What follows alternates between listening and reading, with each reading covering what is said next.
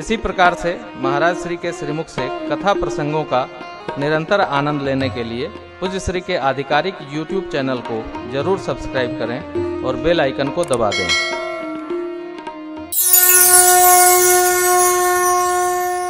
श्रृंगार प्रारंभ हुआ। जनेऊ के रूप में वासुकी जी पधारे।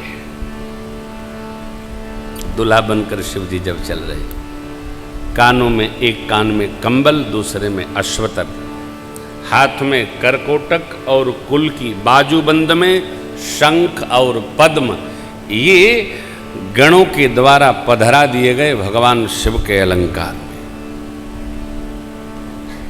कुंडल कंकन पहिरे ब्याला, जो विभूति सन्मुख पड़ी थी धुनी में गणों ने उठाया और जैसा बाबा सजते थे वैसे सजा दिए। ये क्या है? उदासीन परंपरा में भस्म का अलंकरण विशेष अलंकार है। आप उदासीन महापुरुषों का दर्शन करें, वो भस्म का ही अलंकरण करते। आप जाओगे, आपको भी गणों ने देखा था, अलंकार कर दिया। उदासीन का अर्थ होता है उदा माने ब्रह्म, सीन माने लीन। जो सर्वकाल ब्रह्म भाव में अवस्थित रहता है उस साधक को उदासीन कहते हैं। हमारे यहाँ एक नाथ संप्रदाय है, वो उदासीन परंपरा का पोषक है और विराट है। भारत का कोई भी ऐसा क्षेत्र नहीं है जहां एक उदासीन परंपरा का आश्रम न हो। जितने देवस्थल हैं, जितने शक्तिपीठ हैं, सब जगह उदासीन महात्मा आपको मिलेंगे। हम लोग जब ससुराल जाते हैं ना, तो मार्ग में 2 मंदिर है, वो सब उदासीन आचार्यों के अंडर में। वो जो भैरव बाबा, हाँ, सब जगह। और कोई महात्मा क्यों? और मिले न मिले, ये अवश्य मिलेंगे सब जगह। और किसी देव के उपासक मिले न मिले, लेकिन शिवोपासक सर्वत्र मिल जाते हैं। सर्वत्र, मर्त्यलोक में भी, देवलोक में भी। तो तन में विभूति और बाघंबर जिस पर बाबा बैठे थे, कहे बाबा अब तो चलना है, इसी को बांध देते हैं, एक सर्प से बांध दिए। चंद्रमा ललाट में है। आप जानते हैं चंद्रमा के ऊपर कलंक लगा है इंद्र को सहयोग देने का। जीवन में यह कार्य कदापि नहीं करना चाहिए। कोई कुमार्ग पर जा रहा हो तो उसका सहयोगी नहीं बनना चाहिए, चाहे मृत्यु का वर्ण हो जाए, नहीं बनना चाहिए। उस कलंक को मिटाने के लिए चंद्रमा ने नारद जी से प्रश्न किया। नारद जी ने कहा भगवान शिव की शरण लो, शिव जी मिटा सकते हैं। भाविव मेट सकहीं त्रिपुरारी। शिव जी ने कहा मिट नहीं सकता, आप चाहो तो मेरे पास आ जाओ और जहां उचित स्थल हो बैठ जाओ। चंद्रमा ललाट पर विराज गया। किसी को भी शरण दी जाए तो यह विचार कर लिया जाए कि इसको हम कहाँ रखेंगे। नहीं तो जो मूढ़ व्यक्ति होता है ना, वो आपके कन्हिए पर बैठ जाएगा। चला, जैसे बैताल बैठता है वैसे मूढ़ बैठता है। मूर्ख हृदय न चेत जो गुरु मिले, तासन आय की निछल मूर्ख अवगुण गे। पावहि मोह विमूढ़ जे हर विमुखन धर्म। कोई शरण में लिया है तो शरण में रहना चाहिए, सिर पर नहीं जाना चाहिए। पद्म पुराण में अलग कथा है, हमारे यहाँ हर कथाएं पुराणानुसार परिवर्तित होती रहती है। कोई और कारण है, कोई और कारण है। एक राजा सूरत की कथा है। तो ललाट पर चंद्रमा है, छोटा चंद्रमा जो स्वरूप से निष्कलंकी है। शीश में गंगा जी हैं। आप जानते हैं इक्ष्वाकु कुल की 4 पीढ़ियों की तपस्या के परिणाम स्वरूप गंगा जी धरती पर आई है। तप एक जन्म का काम नहीं, तप हम करें नहीं। हमारे पूज्य पिताजी किए, बहुत अच्छा, न किए तो हम प्रारंभ करें, हम न ढूंढें हमारे कुल में तो हुआ नहीं, हम नहीं करेंगे, ऐसा नहीं। आप पहली संख्या होइए, करिए। किसी भी व्यवहार को बदलने के लिए मनुष्य के अंदर आत्मबल अनिवार्य है। आत्मबल नहीं है तो आप कोई सिद्धांत नहीं छोड़ सकते, बहुत मुश्किल है, बहुत कठिन है। और आप में आत्मबल है तो सिद्धांत आपका चलेगा। आज मैं प्रेम भूषण जी की रामकथा सुन रहा था आस्था पर, उसमें एक बड़ी अच्छी बात आई।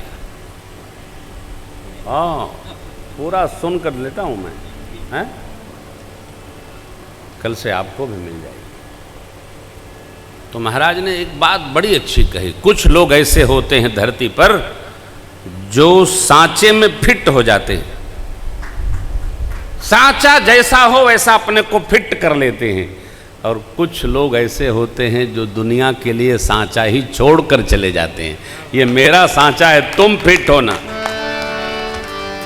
जीवन कैसा हो, सांचे में फिट मत होइए, अपना सांचा छोड़ जाइए, यही जीना है।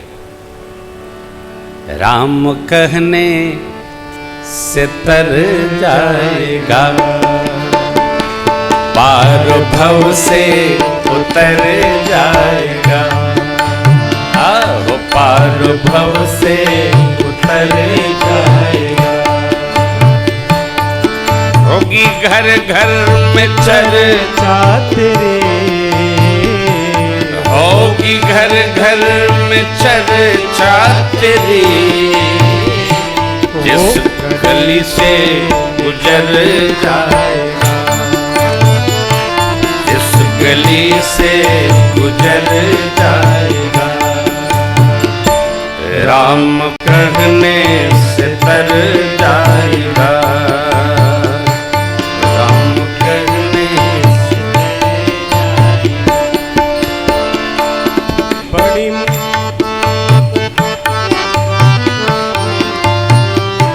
बड़ी मुश्किल से नर तन मिला, बड़ी मुश्किल से नर तन मिला,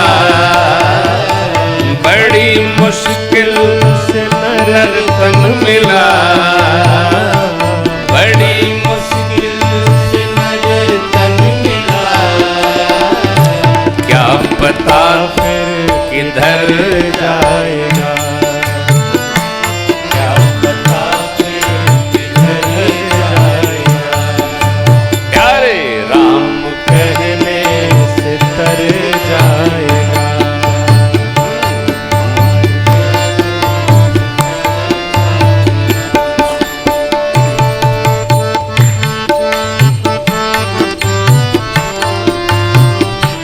सब कहेंगे कहानी तेरी, सब कहेंगे कहानी तेरी, प्यारे जग कहेगा कहानी तेरी, जग कहेगा कहानी तेरी। क्या काम ऐसा जो कर जाएगा,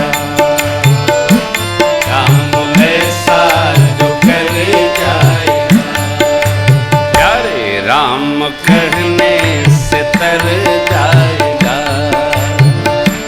राम कहने से तर जाएगा।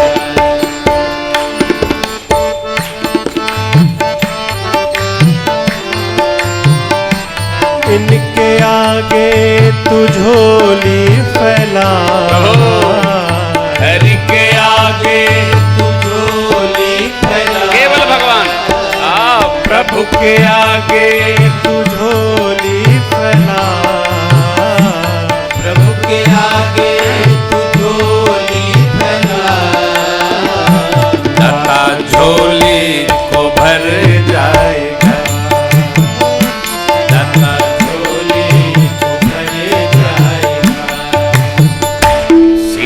राम राम राम सीताराम सीताराम राम राम सीताराम राजा राम राम राम राजा राम राजा राम राम राम राजा राम राजा राम राम राम राजा राम राजा राम राम राम राजा राम सीताराम राम राम सीताराम सीताराम राम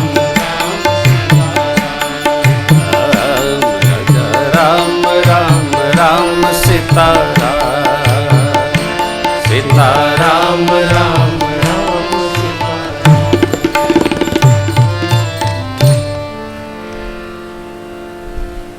जग कहेगा कहानी तेरी कब काम ऐसा जो कर जाएगा।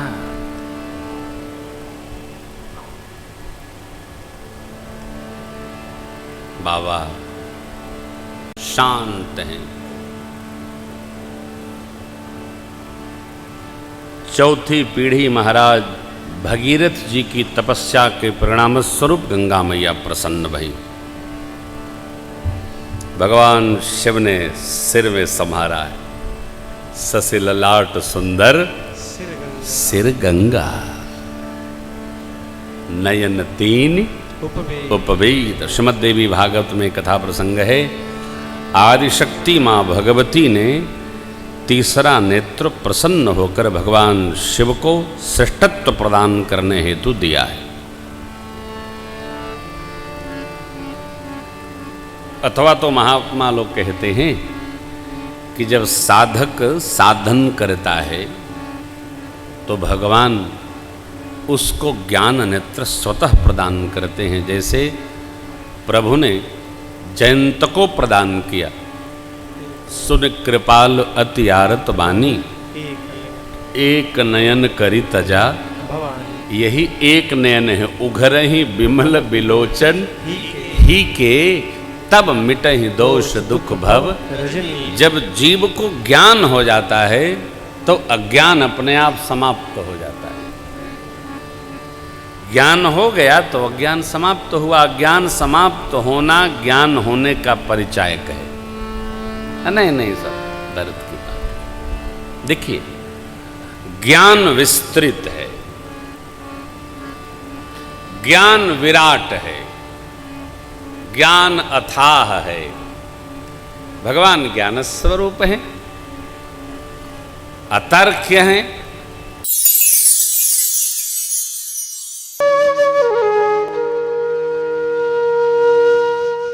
इसी तरह सुनते रहिए।